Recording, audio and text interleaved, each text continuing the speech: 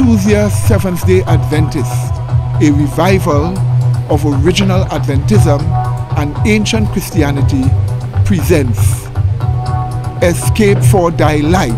Government, you are doing things that are unforgivable to the electorate, and they're going to get back at you for this. If you are interested in people, government is supposed to serve people.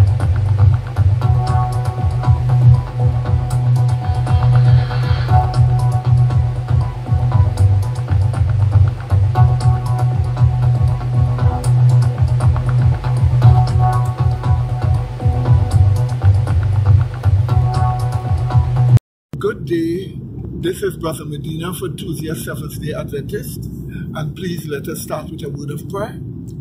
Gracious, loving Father, be with us as we enter into this program. Bless everyone that pay attention to the things that are being said, and help government to be more merciful than they have been. In Jesus' holy name we pray, with thanksgiving unto thee. Amen. Well, today we want to talk about money matters. Money matters. And we want to talk about the recent conversion of the $100 bills from the old to the new. In the very first place, the law stated that there was to be a 3-month period to convert the money.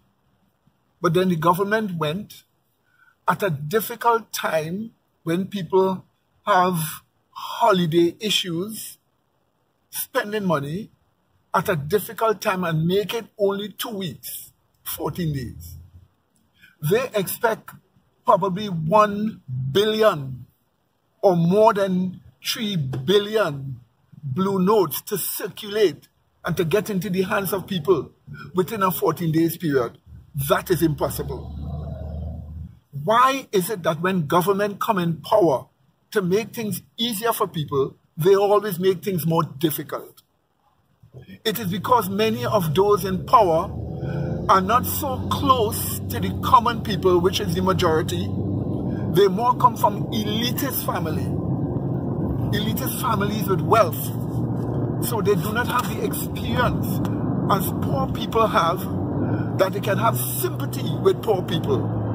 Or they talk about all of these things when they're going up for elections.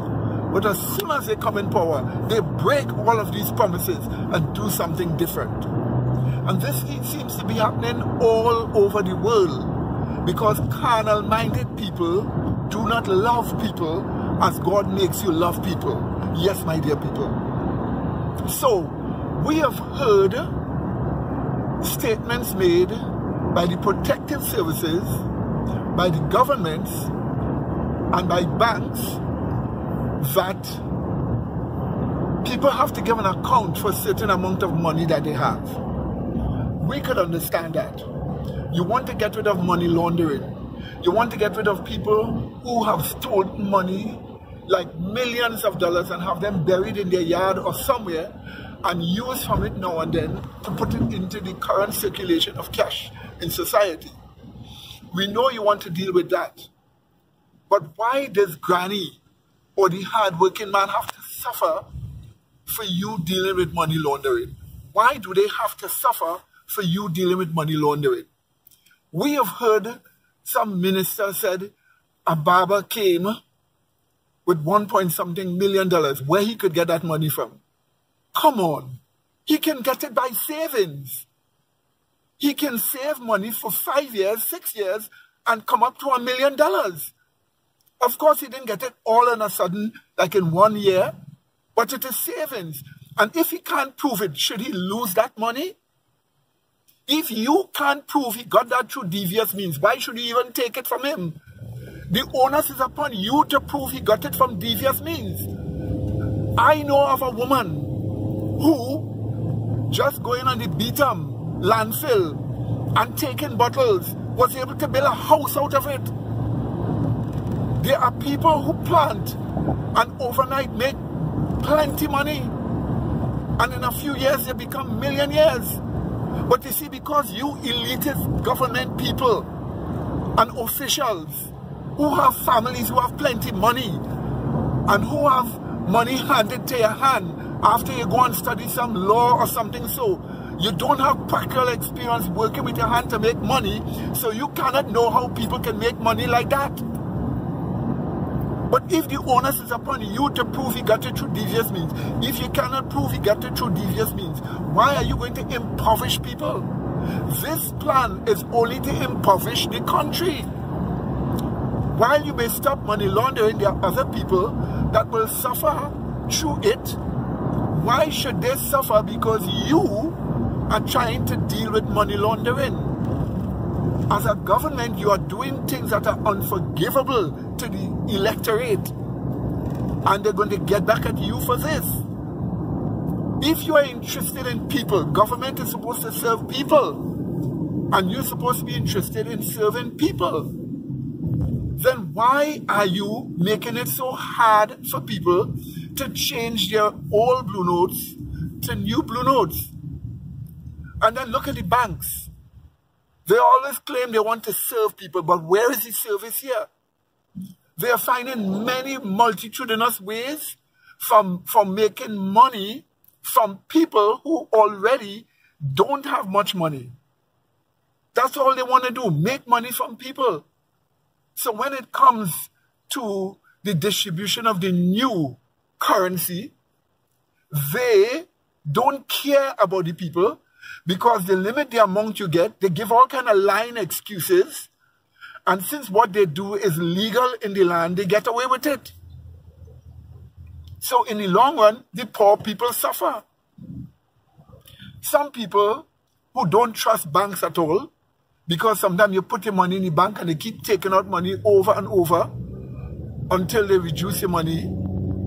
Some people, in fact a lot of people have decided they will save their monies at their homes where they will have it more accessible to take out of it and use when they want and put back and store their money up.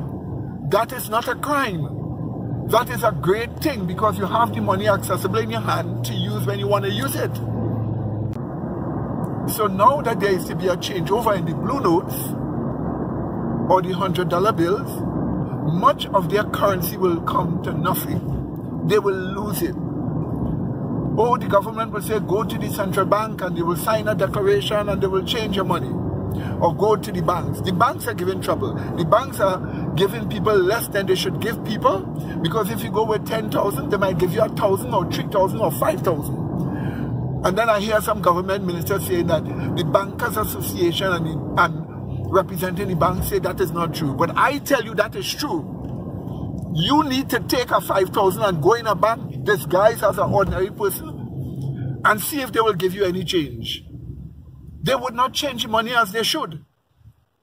You see, you all are so out of touch with reality, out of touch with real things that are going on, that a lot of these abuses are passing and people are suffering.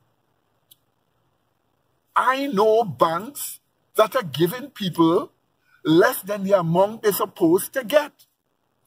So if the bank say, okay, 10,000 for the unbanked, they're not giving you 10,000. Some may get, but they're not giving you. They are not giving you. So don't mind what any association say or any organization say. They are not fulfilling what they said they would do. They are breaking it. So Granny has her 65,000 or 80,000 that she has saved over the years. And she goes to change it in the bank. She's tired, she's old, and she has to go through all this rigorous endurance to get the money changed. And when she goes to the bank tells her, well, you have to bank it, put it in. And then the law states that's a legal thing. And so the bank then, therefore, is not acting as a distribution center of the $100 bills, but as a bank seeking to make money out of people. When this is just a matter of transiting from one blue note to another blue note. So they are using that as a business, which is wrong. But then it is legal. So they tell you, go to the central bank. So Granny goes to the central bank and declares that she has this 100,000 or 80,000 as a savings. And it seems suspicious. Why? Because where would she get all that money to save? Come on. There are people who have saved millions of dollars in this country over many years and have to use it all on a sudden. So what's wrong with that?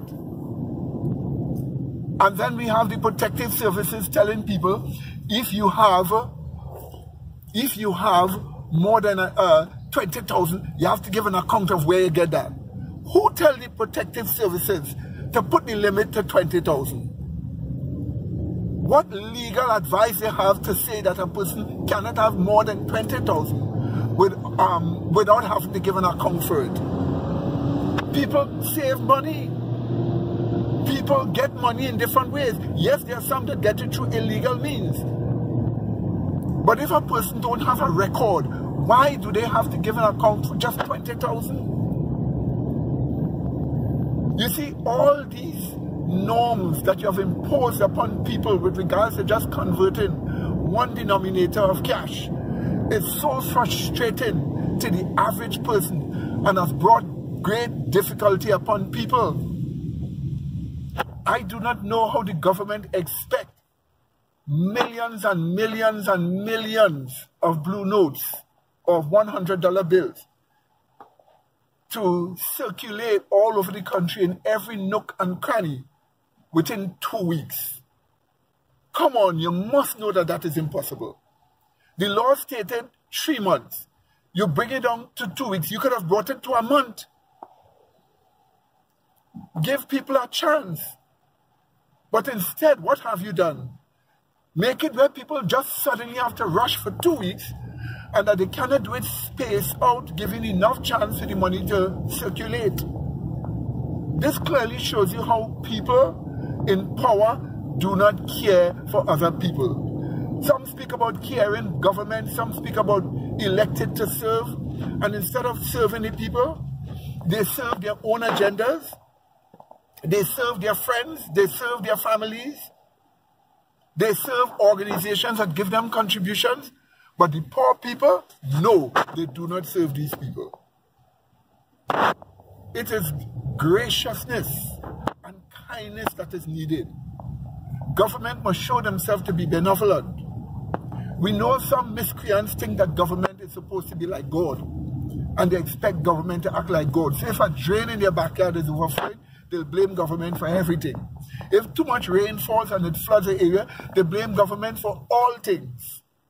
We know these people are impractical, and those who charge government with those kind of things and say they will do better, they won't do better because they don't know what is the problem and they don't know how it is solved. They're just saying that to get in power. We know that. But while government is not God, at least government officials could pray and ask God to make them become benevolent to the population. And you must understand the vast majority of people are hard-working people with their hands who save money, who are thrifty when it comes to saving. Now, a lot of people are going to have money in their hands that they're going to not be able to spend in a short while. And who will be responsible for it? They will blame only government. Because it is government that brought this whole thing and that changed the law to make it even a shorter time where people can convert their 100 denominator. That being the case, that is an unforgivable action of government. People are not going to forgive them for this. We ask the government to be benevolent to the people, to think about the people, to extend the time. Money operates on the basis of confidence in the cash. Who have first destroyed confidence in the 100 denominator, the old $100 bill? The government. You have destroyed confidence in it.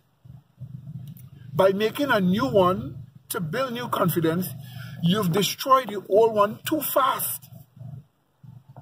And as a result of that, people do not have confidence in it anymore. Then it comes to the U.S. Embassy that made statements that they are not taking this blue note at all, this old blue note at all at a certain time. They even give a shorter time than the government. All this shows you people don't care about people. That is why we need Jesus Christ. Now, Christianity is not supposed to be about money. Christianity is about love to your fellow man. But the lust of money is the root of all evil. It interferes with love to your fellow man. What is needed is conversion to Jesus Christ. What is needed is the love of God in the heart to make a person relate to their fellow men with love. This is the reason why we call upon government. Pray and ask God to fill you with benevolence and grace to your fellow men, that you would think about people.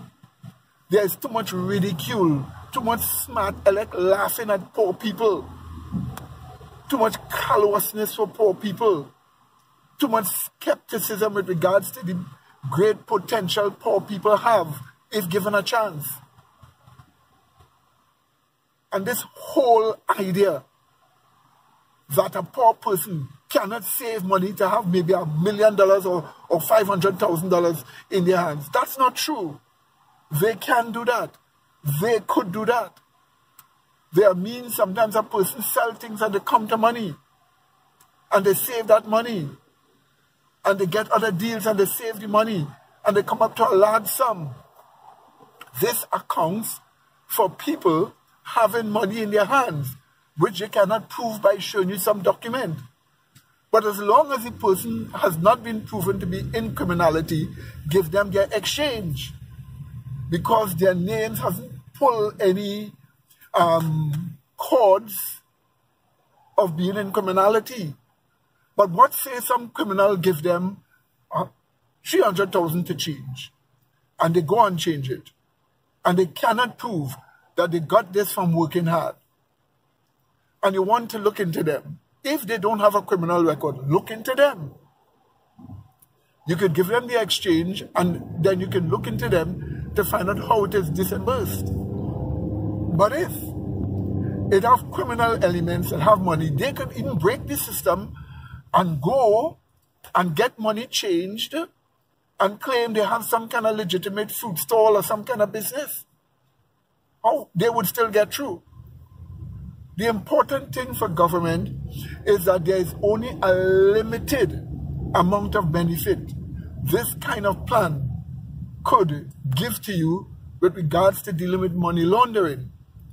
But in the meanwhile, why should Granny suffer when she's not a money launderer, when she's a saver, or when should the ordinary man who saved suffer when he's not a money launderer, but he just saved his money because you, the government, is seeking to deal with money laundering?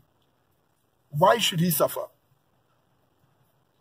Don't you not see, if there are, let us say, 3 million or 10 million in the old blue notes that have been lost forever so that they cannot be replaced because the deadline has passed? Do you know what you have done? That 10 million is no longer circulating. And as it is no longer circulating, or it is no longer there for those people to tap into, it would mean that there's less money circulating in the country. You have impoverished the country. You have impoverished people. You need to stop this. You need to stop doing this. You need to do different. So, my dear people, while I'm saying this, I looked at a piece of news on the television with regards to vaccination. And the ex-health minister from the last administration and the new health minister from this administration had an exchange in Parliament. The old health minister was saying that is it not dangerous for pregnant women to be vaccinated with the flu vaccine or whatever? And then the Minister of Health responded by speaking about those who are anti-vax and vaccines are safe. He also responded by saying what the UN said about anti-vax, how they're the most dangerous people and so on. And there was this story of how anti-vax came to be a common thing. All that was spouted by the Minister of Health. Now let me just tell you this. much of those theories are false. The UN is no judge of people's health. They're too far away from the individual. Secondly, anti-vax is not based upon the story we have heard the Minister of Health give a number of times. Anti-vax is based upon people who got vaccinated, and it has indeed damaged their kids, damaged them. And so they don't want it. When they share the information, they don't want it. That's where it came from. And that's the facts. They constantly quote studies to show, well, studies show this about vaccination and studies show that. But it seems as if these health officials in government are not proper researchers. There are a lot of false health studies, a lot of false vaccination studies that have been pushed by the drug corporations to get through with selling their vaccines to governments. A lot of false studies. They have been wrongly arranged, and they get the desired answers they get in these studies, which is then published in journals, and then people think them to be true. But you must remember, you are living with your health and the health of your family, and ultimately you are responsible. Let me ask the Ministry of Health something. How do you know what strain of flu will come for the next flu season? How does anybody know? Nobody knows how the virus will mutate to give a new strain of flu virus. Yet how do they select viruses to put in these flu shots to determine that's the next evolution of the virus? They don't know. Nobody knows. So the strain of virus that is in those vaccines do not match to these viruses that people get. It just doesn't work. This has been proven in genuine studies over and over again. Yet you all come and give people the idea that anti-vaxxers are the worst kind of people. No. Vaccination is just another means of using drugs on people. You don't force people to take Panadol. You don't force people to take other drugs for other illnesses. But you want to force people to take the drugs that goes directly into your system via vaccination, and give people the impression that for some reason vaccines are flawless, perfect, without a fault, so that nobody can get any harm from vaccines. And the government here do not have a vaccine damage reporting system like the United States have and other countries to know the amount of people that got damage from vaccines. So it is always presumptuous for any Minister of Health to give the impression that vaccines are so safe that nobody gets damaged. Many people have died and become crippled through vaccination. That is a known thing. The United States of America in 1 year had to pay more than $2 billion to people who got damaged from vaccines. And if the government had to do that in the United States, why is it that in Trinidad and Tobago you will say that there is no harm in vaccination? Always remember that when you learn to do individual research, you will see much of the statements told to you by authorities are not true. They are not true. And if they want to find the real statistics about the influence of vaccines in people, go to people, ask those who got sick what kind of sickness. You would find that most people got the same illness that the vaccine was supposed to protect them from. That's what you would find. So that you would know why go for it in the first place to get the same illness. And it is true that vaccines must make your body get sick for you to get well.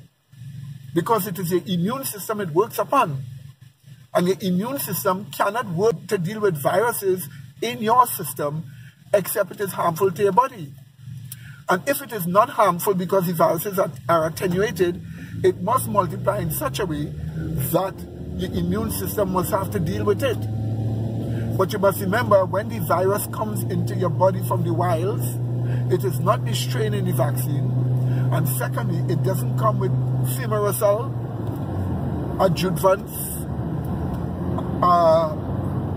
It doesn't come with cells, diploid cells from babies and various animals and various kinds of detergents. It doesn't come up with all of that in your system. And could you imagine you putting that straight into a person's bloodstream?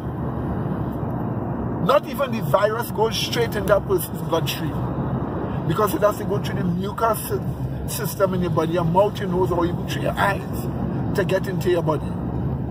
So you are actually saying things and doing things to people just as if you don't care about people.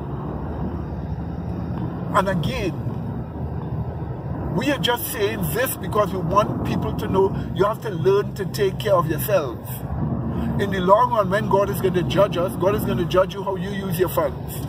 God is going to judge you how you take care of your body.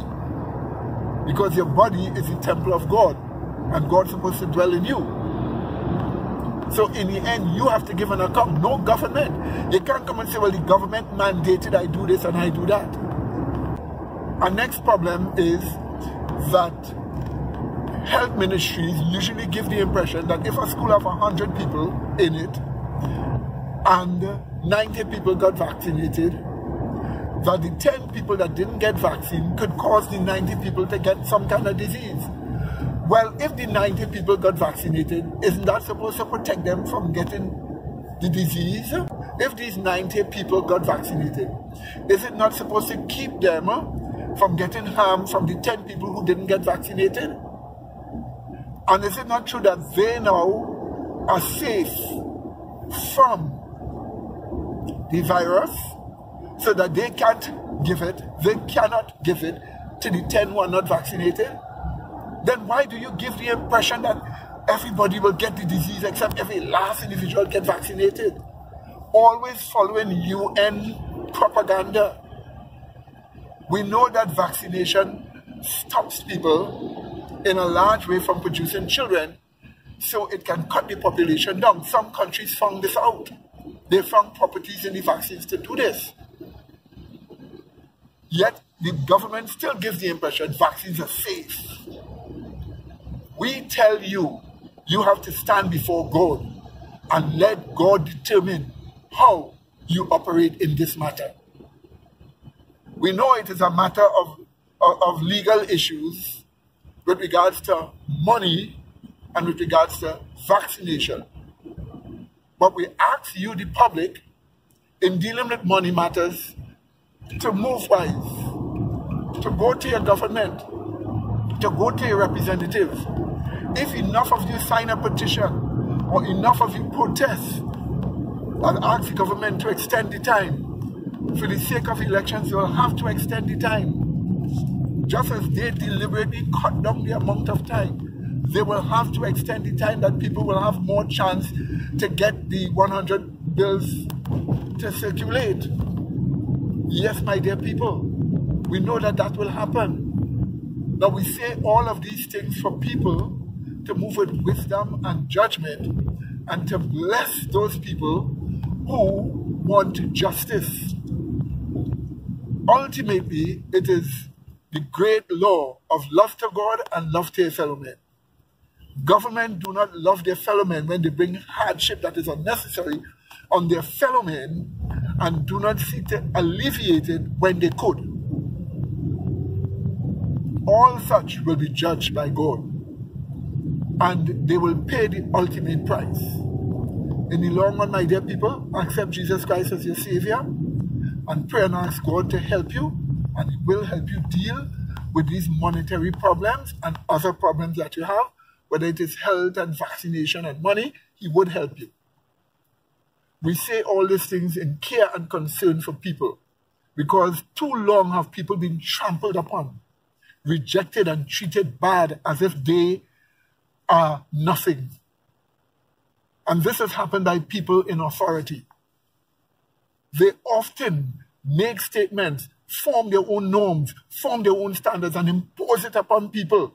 And because people, through no fault of theirs or through no ill intent of theirs, do not fall into the norm that the government or those in authority institute, they suddenly turn criminal or become criminals.